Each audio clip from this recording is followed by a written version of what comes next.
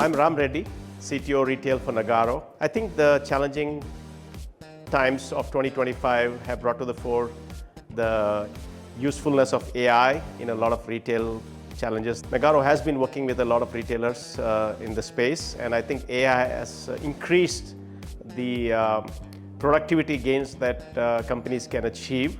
And Nagarro is helping a lot of these retailers achieve more productivity gains out of the use of AI. We have achieved in the last 1 year phenomenal productivity gains for a lot of customers of ours, and we are gaining traction in the United States and Europe on the use of AI. The other aspect of AI that Nagarro focuses on is the human aspect, and this is something that is very important.